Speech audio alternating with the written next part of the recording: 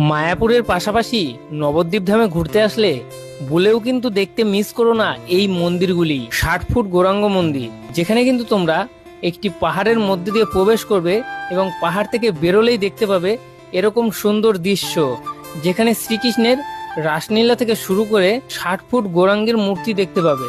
তার পাশে আছে মাত্র 350 মিটার দূরত্বের মধ্যে নিমাইয়ের জন্মস্থান মন্দির। এখানকার পরিবেশটা কিন্তু সত্যি অসাধারণ। ওইখান থেকে এবার চলে আসুন রানীর ঘাটের কাছে। এখানে আছে রাধা গোবিন্দ জিউর মন্দির, যেখানে আসলে তোমরা মাটির নিচে দেখতে পাবে গুপ্ত বৃন্দাবন। এইবার তোমরা চলে আসো পোড়ামাতলা। এখানে কিন্তু মা কালীকে সরস্বতী পুজোর দিন নীল সরস্বতী রূপে পুজো করা হয়। এইবার তোমরা চলে আসো জল মন্দিরে। এখানে কিন্তু তোমরা দেখতে পাবে জলের মধ্যে মন্দির, আর নবদ্বীপের এই মন্দিরেই কিন্তু শুধুমাত্র হরিণ দেখতে পাওয়া যায়।